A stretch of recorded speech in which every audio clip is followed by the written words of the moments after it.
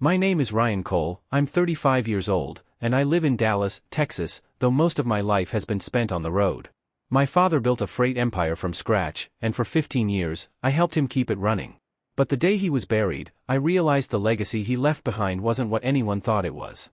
I remember standing at his funeral, watching my older brother, Daniel, greet people like it was a corporate event. Dad had been gone 3 days, and Daniel already wore his Rolex, the one he'd sworn he'd never touch until Dad passed the crown. He even had Dad's cufflinks and lucky gold pen, the one he used to sign his first truck contract in 1980. Vulture, my wife Elena whispered beside me. Our 16-year-old daughter, Piper, didn't look away from Daniel. Grandma would have hated this. She was right. Our mother, Vera, had passed from cancer a decade ago, and even now, I could hear her voice reminding us that respect mattered more than money. I dropped out of college back then to help Dad keep the business alive while Daniel chased an MBA in New York. He only came home twice before the funeral. When Daniel gave the eulogy, it wasn't about our father, it was about himself. He spoke of vision, market dominance, and legacy growth. He called Dad a ruthless strategist who taught me everything about crushing competition. The man I knew wasn't ruthless. He was human, the kind of father who taught me to change a tire at 7, calculate fuel in my head, and memorize every driver's name before a route. That was the dad who raised me. Not the cold titan Daniel was describing. When it was my turn to speak, I kept it short. My father loved the open road because it gave him peace. He taught me that knowing your driver's kids' names mattered more than knowing their productivity numbers. 2 minutes. That was all I said. And yet, those 2 minutes made Daniel roll his eyes. When the service ended, the lawyer, Vernon Pike, who had worked with Dad for 30 years, announced that Dad had left instructions for his will to be read immediately. "Let's just get it over with," Daniel said, already moving toward Dad's office at headquarters. Inside, the air still smelled like Dad's cologne. Through the tall windows, I could see the truck yard, rows of rigs gleaming under the noon sun. The empire my father built one truck at a time. Vernon adjusted his glasses. "This is highly unusual," he began, "but your father insisted it be read today." Yeah, Daniel muttered. "We all know how this goes." Vernon unfolded the first page. "To my son, Daniel Cole, I leave my shares of Cole Freight Lines, the family estate, and all personal assets not otherwise specified." Daniel leaned back, smiling like he'd just won the lottery. Finally recognized as the real heir. Vernon hesitated, then continued, "To my son, Ryan Cole, I leave the contents of Storage Unit 42B at Riverbend Storage, paid in advance for 1 year." Silence. Then Daniel laughed. "A storage unit? That's rich. 20 years of loyalty and you get Dad's old junk. What's in there, Ryan?" "His golf trophies."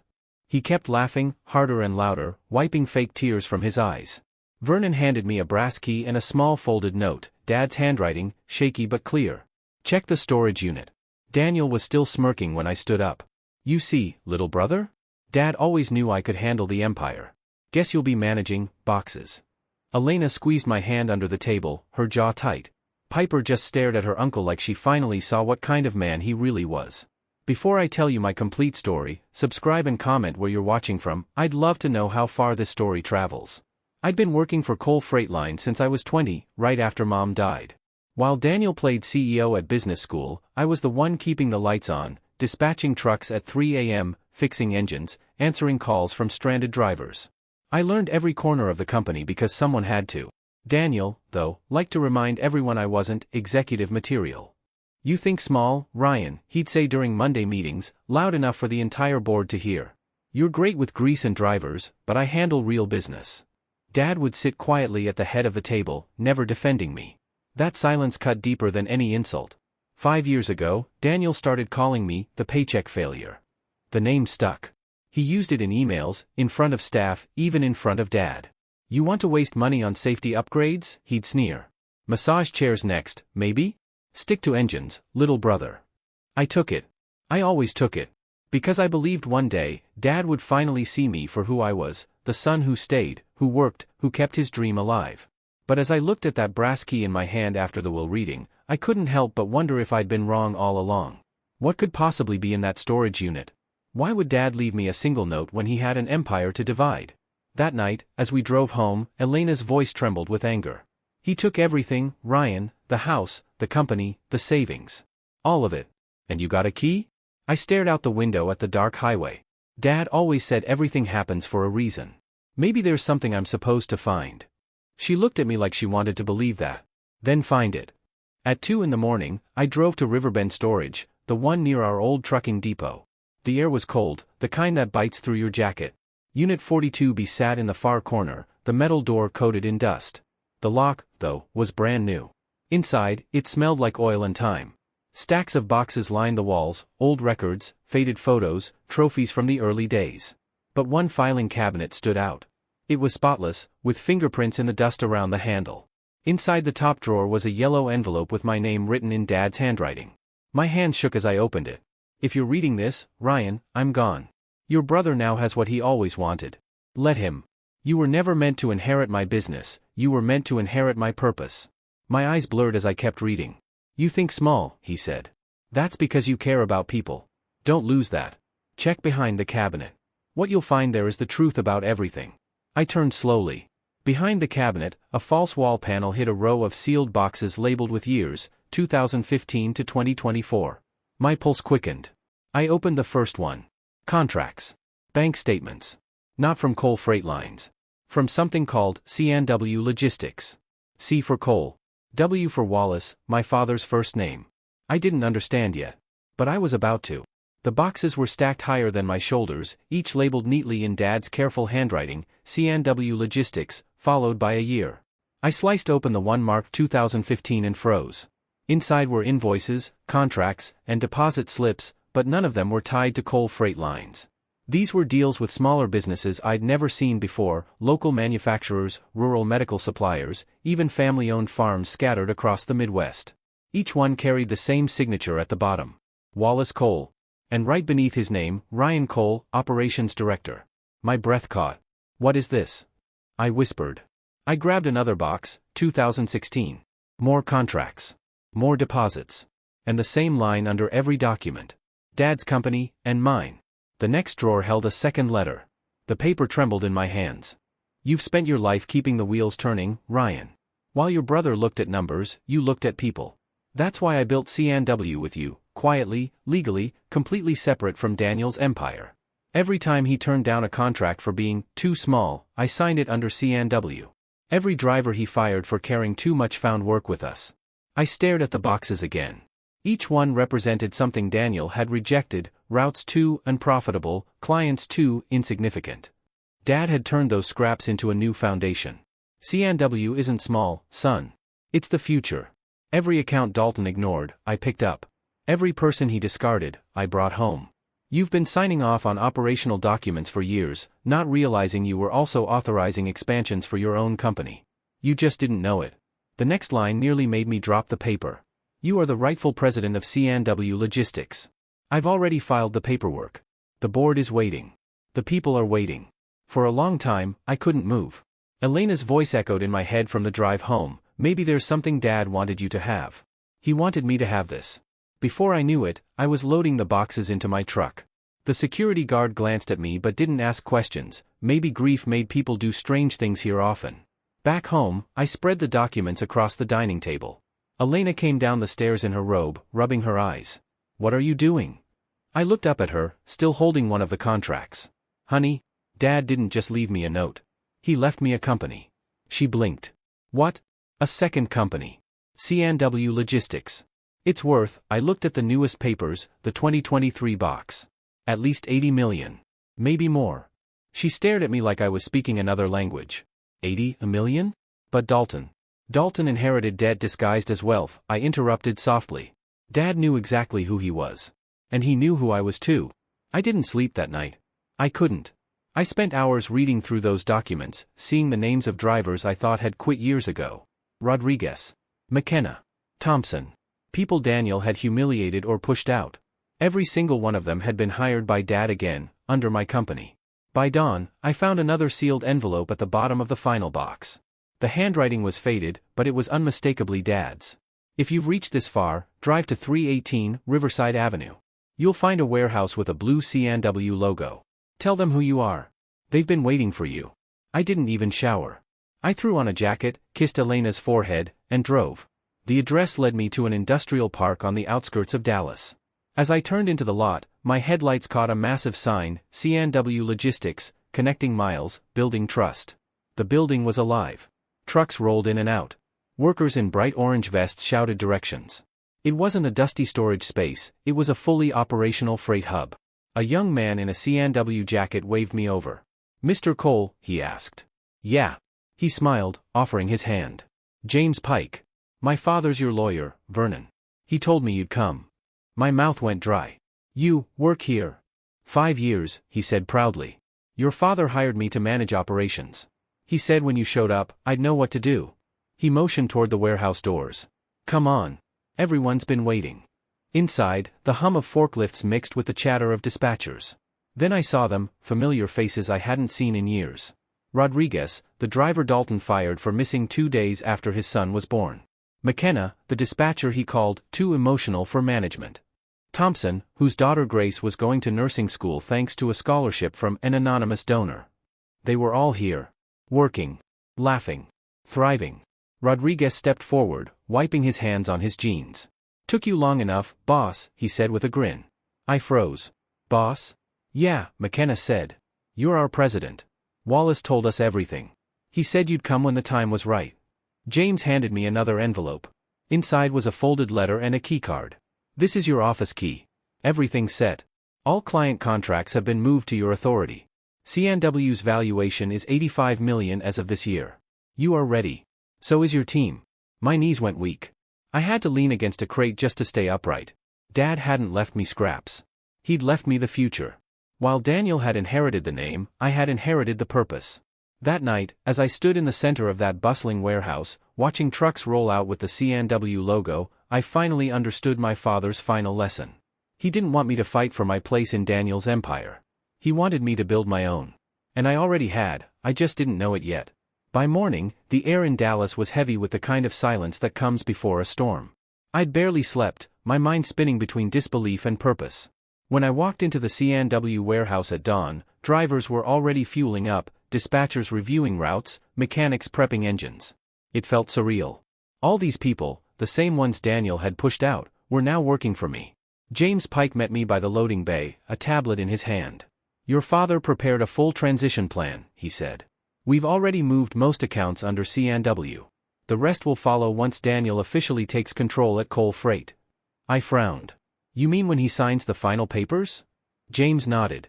"Exactly. The moment he does, all those contracts activate. Every major client you handled under his name will shift to CNW." I let out a slow breath. Dad planned everything to the hour.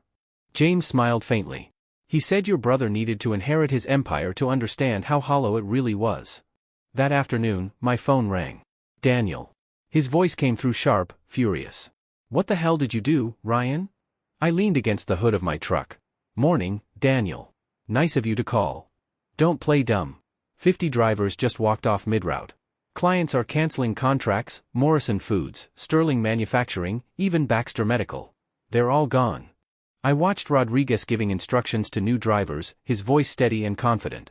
"Sounds like you've got a staffing issue," I said evenly. "Don't you dare mock me. These are my drivers. My contracts." I paused just long enough to let the silence sting. "They were never yours, Daniel. You fired them. You called them useless." Dad didn't agree. "What are you talking about?" "Check your email," I said. He did. I heard him gasp faintly on the other end. "What is this? Contract termination notices?" "You can't." "I didn't," I said. "Dad did. 10 years ago. You think you can just—" "I don't think, Daniel. I know. Every one of those contracts had 30-day exit clauses. You approved yourself." He went quiet. I could almost hear him pacing, jaw clenched. "You can't do this to me. I built that company." "No," I said softly. "Dad did. And you burned it for ego. You're nothing without me." I looked out over the warehouse floor, rows of shining trucks, drivers smiling, dispatchers working with purpose. "You sure about that?" The line went dead. By the end of the week, chaos had consumed Cole Freight. Drivers quit mid-route. Clients withdrew millions in contracts. Insurance auditors arrived to investigate safety concerns Dad had documented years ago, but never filed until now. Daniel was drowning in his own shortcuts. James brought me a report the following Monday. Cole Freight is down 60% in client retention. Their biggest accounts, Morrison, Clearwater, and Mercy, all signed with us yesterday. I blinked. All three? Those were their backbone. James nodded. Your father predicted Daniel would raise prices and cut driver benefits as soon as he took over. He built our proposals around that. Each contract was ready to trigger the moment Daniel took control. He planned for this years in advance, I whispered. He planned for you, James corrected. For the first time in my life, I understood Dad completely. He hadn't ignored me. He'd been training me, quietly, patiently, while letting Daniel reveal himself. That night, as I sat in my new office, smaller than Dad's old one, but warmer somehow, I found another envelope inside the desk drawer. It was labeled, "Open after Dalton calls 5 times. I laughed under my breath. He really knew us, I murmured. My phone buzzed just then. Daniel, call number 5. I opened the letter. Now he's ready to learn. Offer him a job. Entry level. Second chances matter. I couldn't help but smile. Even in death, Dad still believed in redemption. The next morning, Daniel showed up at my office unannounced. His eyes were bloodshot, his once expensive suit wrinkled. He looked like a man who hadn't slept in days. You planned this, he said, his voice trembling with rage. No, I said calmly. Dad did. He slammed his hands on my desk. He gave you everything. He gave you everything, Daniel. You just didn't know what to do with it. Why didn't he give this company to me directly? Why hide it? Because you never looked past yourself, I said quietly. You wanted power. He wanted purpose. Daniel's shoulders slumped. For the first time, I saw something break inside him. I need a job, he whispered. There it was. The fall of a man who thought he'd never fall. I slid a folder across the desk. We've got an opening in dispatch. Entry level. You'll report to Rodriguez. His head jerked up. Rodriguez? The driver I fired. The dispatcher who manages the Southwest routes, I corrected. He's good at training people. Patient. Understanding. Daniel's lip quivered. You're serious. Everyone deserves a second chance, I said. Even failures with paychecks. For a long time, neither of us spoke. Then, for the first time in 20 years, Daniel's eyes filled with tears. I called you that for so long, he said. And now you know how it feels, I replied gently. But Dad was right, failure isn't the end. It's the test. He nodded weakly, his pride finally stripped away. When he left my office that day, I didn't feel triumph or revenge, just peace. The storm was over. Dad hadn't punished his sons. He'd simply revealed who they were. And for the first time, I understood, the empire wasn't about trucks or profits. It was about people. The ones who kept driving when no one thanked them. The ones who worked through the night to keep things moving. The ones who built something real, mile after mile. That was the legacy my father left behind. 6 months later, Coal Freight Lines filed for bankruptcy. The news broke on a Tuesday morning. I was in a meeting with our dispatch team when my phone buzzed with an alert. Coal Freight files Chapter 11, CEO under investigation. Daniel had overleveraged every asset he inherited, the estate, the trucks, the investments. He'd assumed the clients would never leave, the employees would never quit, and the empire would run on autopilot. He never realized the heart that kept it alive had already moved elsewhere. When I saw the headline, I didn't feel joy, only silence. Dad had predicted this down to the letter. Without the people who believed in the mission, Coal Freight was just a fleet of empty vehicles. Without trust, it was just steel and debt.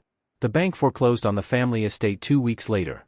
The same house where Mom used to play piano every Sunday morning, gone. Daniel's cars were repossessed. His accounts were frozen.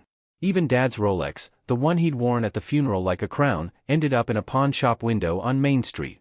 Elena found it one afternoon while we were driving past downtown. She stared at it through the glass and whispered, "He traded everything for that watch." And she was right. He'd inherited the gold, but not the guidance. 2 days later, Daniel showed up at my office again. Not the sprawling Coal Freight headquarters he once owned, that building was already up for auction. No, this was my office at C&W Logistics, smaller, cleaner, filled with framed photos of drivers and families instead of stock charts. He looked smaller. His expensive suits were gone, replaced by khakis and a wrinkled button-down. His hair was uncombed, his confidence long gone. "I took the job," he said quietly. "Rodriguez put me on night dispatch." I nodded. "How's it going?" He gave a faint, bitter laugh. "Humbling." "He's a good teacher," I said. Daniel looked around the office, his eyes pausing on a framed note above my desk, for words written in Dad's shaky hand. "Check the storage unit." That note changed everything, I told him. He swallowed hard. "Dad always knew, didn't he?" "Yeah," I said softly. He knew us both better than we ever knew ourselves. Daniel sank into the chair across from me, his voice barely a whisper. Why didn't he just tell me? Why make me fail like this? I leaned back, remembering the words from Dad's final letter, the one I'd never shown anyone else. Daniel needs to fail on his own terms. It's the only way he'll learn. When he comes to you broken, offer him what I never could, a chance to start again. He's still my son. He's still your brother. Because, I said, he wanted you to learn what winning never could, humility. Daniel's eyes filled with tears again. You really hired me after everything I did? Yeah. Because Dad believed in second chances. And because... I hesitated, then smiled faintly. Your family. For the next few weeks, Daniel worked quietly on the night shift. Rodriguez later told me he'd shown up early every evening, asked questions, even helped load trucks when they were short-staffed. The same man who once called drivers replaceable now asked about their families by name. One night, I stopped by unannounced. Through the glass office window, I saw him reviewing routes with Rodriguez, a thermos of coffee in his hand, laughing at something one of the drivers said. It was strange, but in that moment, I didn't see the brother who humiliated me for years. I saw a man trying to rebuild.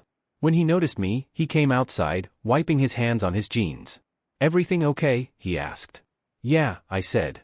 Just wanted to see how things were going. He smiled, small, but real. You know, Dad was right about you. You think small, but it's the kind of small that matters. I chuckled. That's one way to put it. He looked back toward the warehouse. This place, it's different. People actually like working here. They trust each other. It's peaceful. That's because they built it, I said. Dad gave me the blueprint, but they're the ones who made it real. Daniel nodded. He knew what he was doing, didn't he? Down to the last box, I said. That weekend, I drove out to the old coal freight lot. The yard was empty, the truck sold, the office windows dark. For a moment, I stood there, remembering the years I'd spent fighting for recognition inside those walls. The endless board meetings, the sleepless nights, the insults I swallowed just to keep the company running. And yet, looking at the silent lot now, I didn't feel anger. I felt gratitude. If I'd stayed under Daniel's shadow, I never would have learned what leadership actually meant. If Dad hadn't pushed me away, in his quiet, strategic way, I'd still be begging for a seat at a table that didn't deserve me. Elena joined me there, wrapping her arm around mine. You okay? Yeah, I said. Better than I've ever been. You know what your father did? She asked, smiling softly. What's that? He didn't leave you a business. He left you a belief that people matter more than power. I turned to her, smiling. You sound like him. She kissed my shoulder. Maybe he rubbed off on both of us. That night, I stopped by the storage unit again. The same one where it all began. Most of the boxes were gone now, moved to our new offices, but I kept one thing behind, Dad's old desk, his pen, and the note. I sat there in the quiet, running my fingers along the faded handwriting. Check the storage unit. For words that changed the course of my life. For words that turned loss into legacy. As I closed the door, I realized Dad's final gift wasn't a company or a fortune, it was clarity. He'd shown me that family and business aren't measured by what you inherit, but by what you build. And for the first time in my life, I felt like I'd truly earned my name, Ryan Cole, president of C&W Logistics. A year passed. Dallas summers hit hard, the kind that make the asphalt shimmer and truck engines groan in protest. But inside C&W Logistics, the hum of activity never slowed. Drivers laughed in the break room, dispatchers swapped stories between calls, and the smell of coffee drifted through the glass offices. I'd walk those hallways every morning and think, this is what Dad wanted. Not an empire. A family. Our drivers earned 30% more than the industry average now. Accidents had dropped to nearly zero. And for the first time in company history, every employee's name was etched into a wall we called the foundation board, a tribute to the people who built something real. On the top floor, above the dispatch center, I kept one thing from the old days, the framed note in Dad's handwriting. Check the storage unit. Right below it, I'd added my own line. Legacy isn't what you take. It's what you build. Every time I passed that wall, I smiled. Because that one sentence held everything my father ever tried to teach me. One afternoon, I got a knock on my door. Come in, I said. Daniel stepped inside, no suit this time, just his uniform jacket with the C&W patch stitched on the sleeve. He looked different, calmer, lighter somehow. Got a minute? He asked. Always, I said. He sat down, running a hand through his hair. It's been a year since everything. Thought you should know, I passed my logistics certification. Rodriguez said I'm one of the best trainees he's had. I grinned. That's great, Daniel. You've come a long way. He hesitated, his voice dropping. You ever hate me for what I did? I leaned back, thinking of the years of humiliation, the insults, the meetings where he cut me down. Then I remembered Dad's words, offer him what I never could, a second chance. No, I said softly. I hated who you used to be. But I don't hate who you're becoming. He smiled, a little shaky. Dad was right about you. You were the real heir all along. I shook my head. No, Daniel. Dad never chose between us. He just wanted us to choose better versions of ourselves. He nodded slowly. You really think there's a version of me worth saving? Dad did, I said. That's good enough for me. Daniel exhaled, emotion catching in his throat. You know, for the first time, I actually like what I do. Dispatching. It's real work. No suits, no boardrooms, just people. That's how it starts, I said, smiling. That's how it always should have been. He stood, straightening his jacket. Thanks, Ryan. For the job. For the chance. Don't thank me, I said. Thank Dad. He saw this moment coming before either of us did. When he left, I sat there for a long while, the sunlight falling across the framed note on the wall. For words that changed everything. That weekend, Elena and I took Piper to see the new C&W Driver Center we'd built outside San Antonio. It was modern, sleek, but still grounded in simplicity, exactly how Dad would have wanted it. On the wall by the entrance hung a photo of him, arms crossed, wearing that faded trucker cap he loved, a quiet smile on his face. Below the photo, the plaque read, Wallace Cole, 1948 to 2024, he built roads for others to follow. Piper stared at it for a long time. Grandpa would have been proud of you, she said. I smiled. He already was. You think Uncle Daniel will be okay? She asked. Yeah, I said, watching the trucks roll out of the yard. He's finally learning what Dad wanted both of us to understand, that leadership isn't about being followed. It's about who you lift up. Elena squeezed my hand. You've changed a lot too, you know. I chuckled. Dad forced me to. Guess he always knew I needed a push. He gave you more than that, she said. He gave you a compass. Later that evening, I stopped by the old coal freight lot one last time. The yard had been turned into a shopping plaza now, shiny glass stores where trucks once rumbled through the night. It should have made me sad. But it didn't. Empires crumble. Legacies evolve. Dad's spirit didn't live in those walls, it lived in the people who kept driving forward.